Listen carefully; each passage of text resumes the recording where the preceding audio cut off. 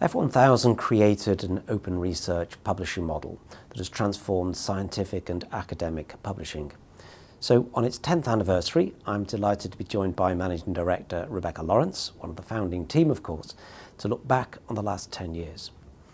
Not just of F1000, but it's been a decade of rapid change in scientific and academic publishing. So we'll be exploring some of the key changes and challenges, of course, and looking ahead at the trends she thinks will be shaping the landscape in the next 10 years. So good morning, Rebecca. Congratulations and happy birthday. Thank you. Can I start by just taking you back 10 years to that moment when F1000 was forming? I'd like to know a little bit about yourself and what it was that attracted you to F1000. Certainly. I came from a background of having originally qualified as a pharmacist, and then I'd moved into pharmaceutical-based research. And one of the things that really was attractive to me around those kind of areas was the practical application of that work.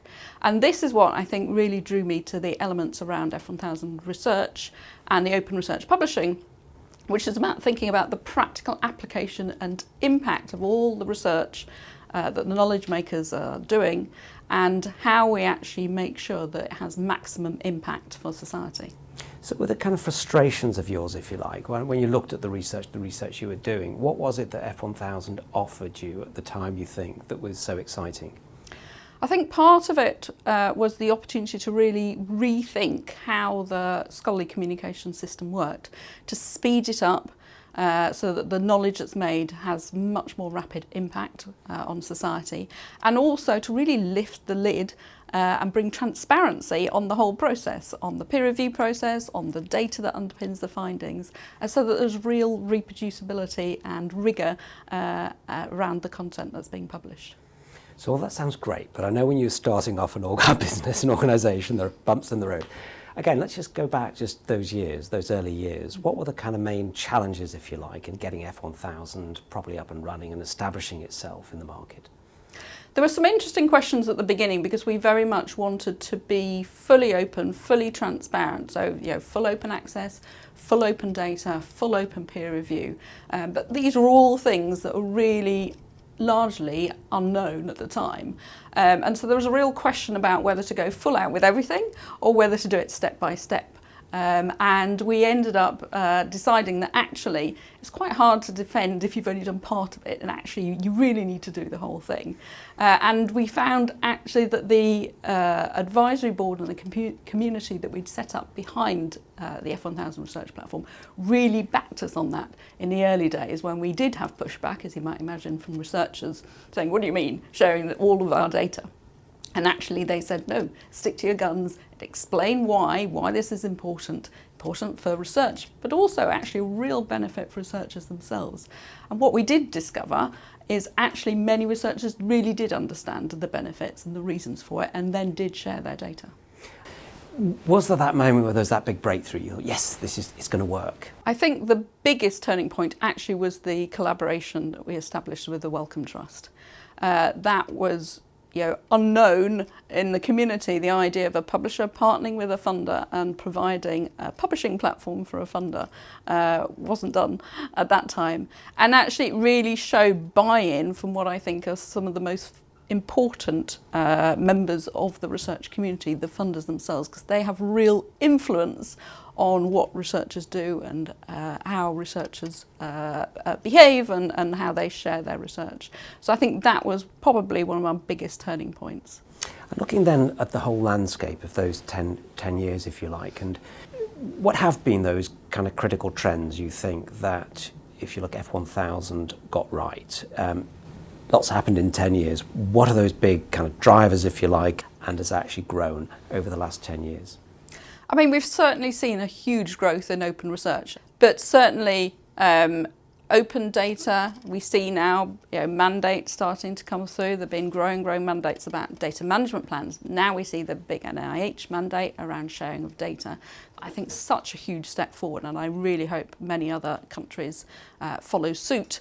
Open peer review, there's been a huge growth in open peer review, not so much in terms of reviewers signing their names, and I do think actually that extra step is really important, but we've really seen an upswell in that. So what is it about open research then? I mean, firstly, what is it? And secondly, what is its sort of magic, if you know? What is it, why is it so important to you, and why also should we, the public, care? It's really about having openness and transparency in all sorts of aspects of the research. But fundamentally, the point of open research is not open research in itself. It's about what it's trying to achieve. It's trying to accelerate progress in knowledge and converting that into benefits for society. And of course, as we know, there are many, many very key challenges for society and for humanity at the moment. And are there any risks around that level of openness? Obviously there are critics of it, and there are always risks. And how do you mitigate against those? There are challenges around making sure that researchers and community get the appropriate credit for the work that they've done and the work that they've contributed to that, and I think that's some of the nervousness around it. And there's also challenges in ensuring that when somebody comes across some content or some data or whatever it is, they understand the level of, validation and hence trust that they might put into that content. And that's something that actually across all of society we're having an increasing challenge with, is really understanding how much can I trust this that I'm reading or looking at, and how much has it been checked. And so that is something that we are actively, together with the rest of the community, really trying to think about how to make that clear so that you have a sense of how much you should really believe what you're looking at. I'm just interested in digging a bit into the relationship that F1000 has with the scientific community. How would you describe that? What is that relationship you have with them, and how is it, again, you help? What is the role, if you like, that F1000 plays with the academic community? We see ourselves very much part of the academic community, as very much as partners and service providers, and we think that really our role is to co-create solutions for them and services them to support where they're trying to shift. And I think that is critical, because actually the major challenges that we all face, none of us can solve on our own. We have to do this collectively, and that's what makes a lot of this difficult. Trying to shift research culture and trying to shift towards more open research practices is really, really challenging. And I think one of the reasons why it's taking so long is that a lot of entities, either, the stakeholders in the community, either sort of say, well, it's not me, I can't do it, or try and do something on their own. But actually, if the whole community don't move together and don't collaborate on that shift, we won't be successful. So it's been nearly 3 years now since F1000 joined Taylor & Francis. Can you sort of take me back to that moment, if you like, and in what ways has it helped or hindered, if you like? I think it's brought huge benefits for F1000 and came at pretty much the right sort of time for us. It's given us exposure to the whole world, which you can't do as a small little startup team, and really built awareness of the model around the world, but also has brought in many partnerships that we wouldn't have otherwise had. So particularly with societies and institutions, which are sort of more traditional partners for big publishers, where we have growing partnerships, for example, with the American Nuclear Society. We're very excited about a partnership that we're just coming out there, who are a long-standing partner of Taylor & Francis. And then also partnerships with many research institutions, but in a different way. So not just in terms of selling subscriptions, for example, but actually in them partnering on the venue itself and helping work with us and influencing those policies that are on those venues. How do you see it evolving over the next few years? I think collectively we're in a pretty unique position to be able to provide researchers who are all in different situations, in different cultures, different contexts, with a whole range of different offerings and different services that best meet their needs depending on where they're at the moment. It also enables us to think on a much bigger scale as to how to bring more open research practices to scholarly communication. And again, I think that's quite a unique opportunity that we have working together with TNF. So This drive to this trend towards open research that we've seen, do you see that continuing, and where does it end, if you like? So I think that the drive to open research, I think, will continue, but I think we also do need to remember why we're doing it, because I think we won't succeed if we focus singly on trying to achieve open research as opposed to trying to maximise the impact of the research, which is what open research is trying to deliver.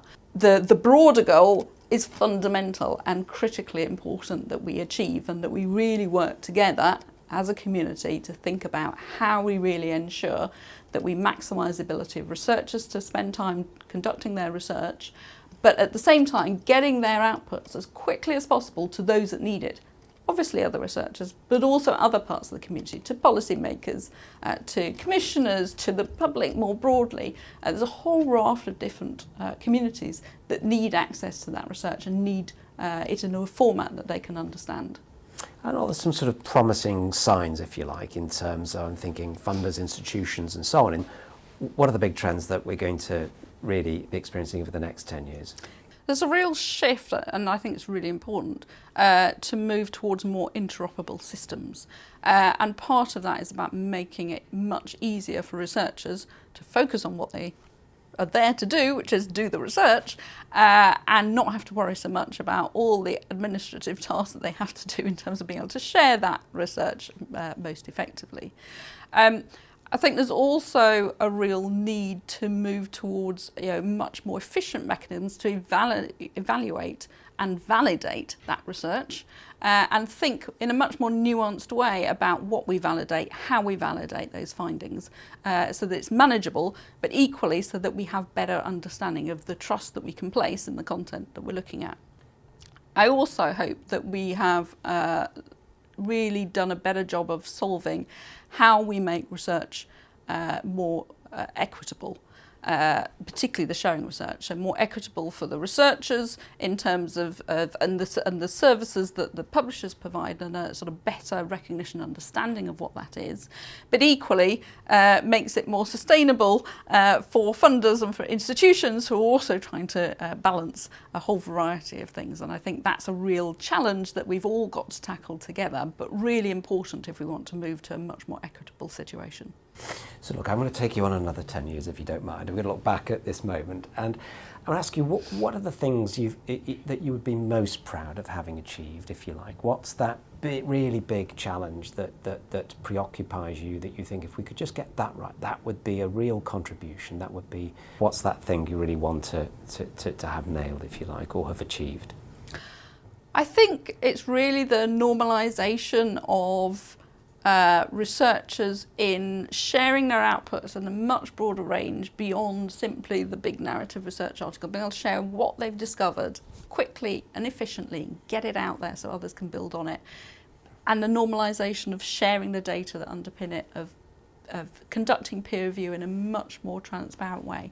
We're not quite there yet, but there's certainly huge growth and adoption, not only by researchers but by others, also implementing similar systems, and increasing policies we're seeing around the world from governments and funders and other organisations that are really pushing that direction.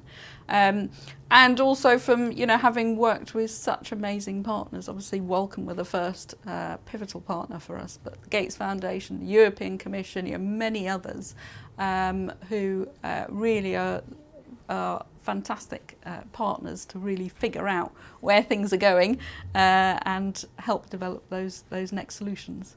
Thank you. Rebecca Lawrence, Managing Director, F1000, thank you very much. Thank you.